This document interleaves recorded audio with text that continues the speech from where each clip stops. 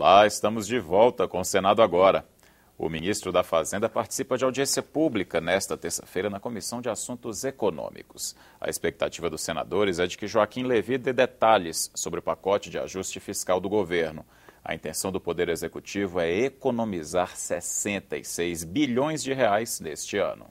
Um dia antes do depoimento à CAI, o ministro esteve com o presidente do Senado, Renan Calheiros. Para Joaquim Levy, há um entendimento generalizado de que é preciso contribuir para o ajuste fiscal.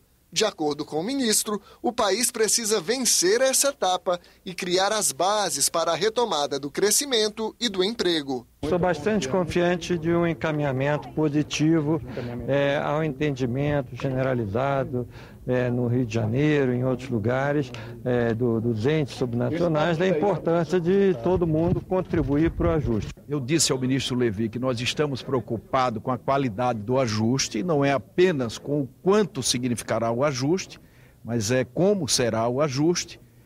E sugeri para o ministro algumas medidas, inclusive a independência do Banco Central, a independência formal do Banco Central, com mandatos descoincidentes do mandato da Presidente da República, e a independência formal. A audiência pública da Comissão de Assuntos Econômicos está marcada para as 10 da manhã desta terça-feira. Durante a reunião na Comissão de Assuntos Econômicos, o ministro também deve defender o adiamento da regulamentação do novo indexador da dívida dos estados e municípios. O plenário do Senado já pode votar a matéria. O novo índice de correção foi sancionado pela presidente Dilma Rousseff em novembro do ano passado, mas ainda não entrou em prática. A equipe econômica diz não ter dinheiro para arcar com a mudança em meio ao ajuste fiscal.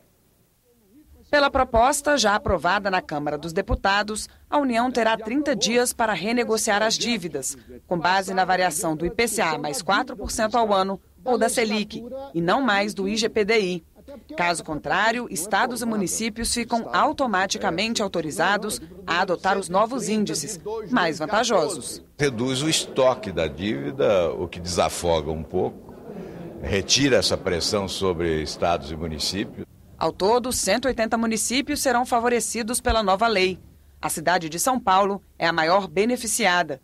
Com a troca do indexador, a dívida de 62 bilhões de reais com a União cairia para 36 bilhões. Os estados estão financeiramente mal, muito mal. Os municípios pior ainda, porque o governo resolve fazer festa com o chapéu alheio. Nós temos que considerar que a votação desse indexador é imperativa para a sobrevivência, para a descentralização dos investimentos nos municípios, nos estados, que estão asfixiados há bastante tempo. O governo tem que pôr isso em execução. O governo quer mais tempo para discutir e, quem sabe, alterar a proposta, que retira 3 bilhões de reais dos cofres da União apenas neste ano. Chegar a um denominador comum, quer dizer, verificar se aquele estado, se aquele município tem condição de pagar, qual seria a melhor forma de indexar essa dívida e saldá-la. E para isso a gente precisa de tempo. Os senadores também querem votar outro projeto, o que confirma incentivos concedidos pelos estados para atrair empresas. Eles foram considerados ilegais pela Justiça. O indexador atende 2 estados brasileiros, São Paulo e Rio de Janeiro. E os demais estados, senhor presidente? E os demais estados que estão preocupados com a convalidação? Não faz sentido votar o indexador da dívida pública, que vai beneficiar quase que exclusivamente os 2 estados mais ricos da federação, e vamos deixar para adiar o debate numa questão importantíssima para os estados do Norte, Nordeste e Centro-Oeste, que é o único instrumento que tivemos ao longo de quase 20 anos para atrair investimentos privados, para gerar emprego e para gerar prosperidade. Eu, por exemplo, estou pleiteando que, além do indexador da dívida, a gente inclua aí, por exemplo, a questão da convalidação dos benefícios, que é uma coisa importante para o meu estado. A dívida, por exemplo, não resolve absolutamente nada para o meu estado. O que se quer do ministro Levy é que o ajuste seja discutido de uma forma sistêmica.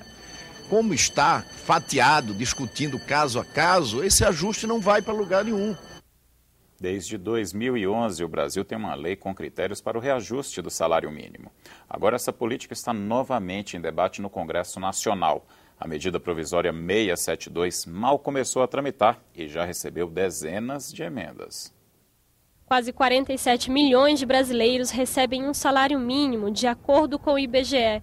São beneficiários do INSS, empregados, trabalhadores domésticos e autônomos que ganham atualmente R$ 788. O mecanismo de valorização do salário mínimo é regulado por uma lei de 2011. No texto já estava previsto que, neste ano, o Executivo enviaria um projeto com as regras de reajuste até 2019. A política de salário mínimo, de valorização do salário mínimo, veio para atender um anseio da classe política, principalmente da sociedade, de valorizar o salário mínimo do país, aumentar o poder aquisitivo dele, ao mesmo tempo que reduzir a desigualdade. Essa política imprimiu ganhos reais muito significativos para aqueles que recebiam o salário mínimo e muitos economistas consideram que, de fato, ela alcançou o seu objetivo. No último dia 25, a presidente Dilma Rousseff assinou a medida provisória com a regra de correção do salário mínimo para os próximos 4 anos. A correção é feita de 2 formas. Para preservar o poder de compra, é aplicada a variação do Índice Nacional de Preço ao Consumidor, o INPC.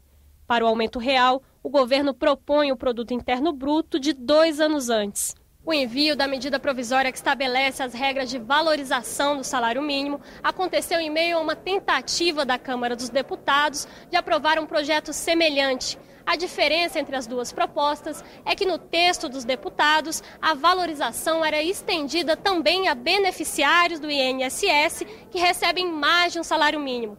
Segundo a presidente Dilma Rousseff, o texto do Executivo não foi editado para inviabilizar o projeto da Câmara. Nós não estamos atropelando nada nem ninguém, nós estamos exercendo uma coisa que é característica do governo, o direito de iniciativa em algo que gera despesa. O valor do mínimo é peça importante para o governo brasileiro, porque serve de parâmetro para várias contas da União. O salário mínimo é vinculado na Constituição à Previdência Social e à Assistência Social, então aposentadorias, pensões e auxílios do INSS não podem ser menor do que o salário mínimo, mesmo que o valor, que o salário de contribuição a que o beneficiário teria direito seja menor. E também o benefício de prestação continuada, que é um benefício previsto na Constituição, também não pode ser inferior ao salário mínimo. No Congresso, a medida provisória pode receber emendas até nesta terça-feira, 31 de março.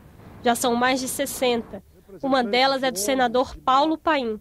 Ele tenta incluir na lei o aumento real para aposentados e pensionistas que ganham mais de um salário mínimo. O valor do benefício do aposentado e pensionista crescerá de acordo com o crescimento da massa salarial ou do PIB. Se não quiserem vincular a política de salário mínimo, é botar o crescimento da massa salarial. Não houve crescimento, não há aumento real. Houve crescimento, há aumento real. Um debate importante com o qual nós temos plena concordância, entretanto a gente pensa que deva ser o próximo passo a ser adotado, garantir também, por exemplo, para os aposentados ou aqueles que ganham além do salário mínimo, que possam também ter uma política que garanta o poder de compra dos seus salários. O trânsito brasileiro mata tanta gente por dia que é como se caísse um Boeing lotado no país diariamente. A constatação foi feita por especialistas que participaram de audiência pública na Comissão de Direitos Humanos. Estopim das manifestações populares de 2013, o transporte público brasileiro vem sendo criticado há anos pela falta de qualidade e de acessibilidade. O trânsito nas cidades está cada dia mais lento, lotado de carros e perigoso. O assunto foi discutido em audiência pública na Comissão de Direitos Humanos do Senado. O senador Paulo Paim abriu a reunião dizendo que o trânsito no Brasil mata 136 pessoas por dia. O número é semelhante ao de vítimas do acidente aéreo na semana passada nos Alpes franceses. Será que nós viajaríamos de avião se caísse um avião por dia? Ou mesmo por semana, né?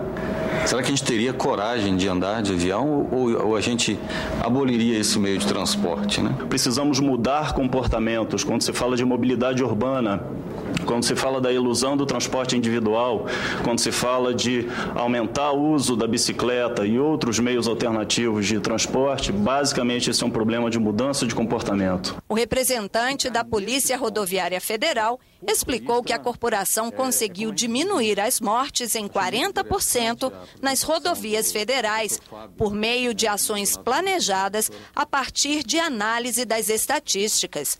Para a professora Rosa Ravelli, o transporte seguro e eficiente é um direito humano. Ela acha que o Brasil deveria investir em sistemas integrados, onde trens e metrôs representam artérias principais, alimentadas por ônibus, bicicletas e até carros compartilhados.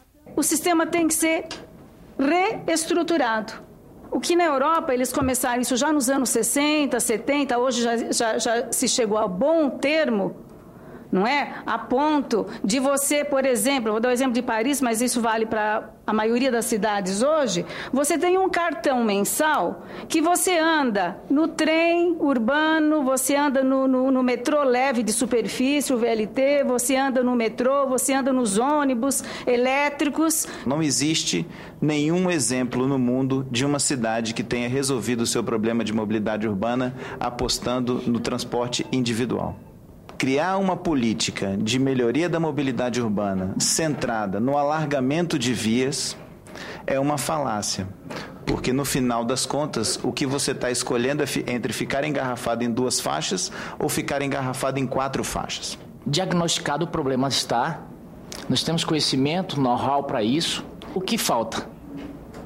Porque nós temos o conhecimento, sabemos já o problema, então parece que a resposta óbvia é prioridade e vontade política de que a coisa aconteça.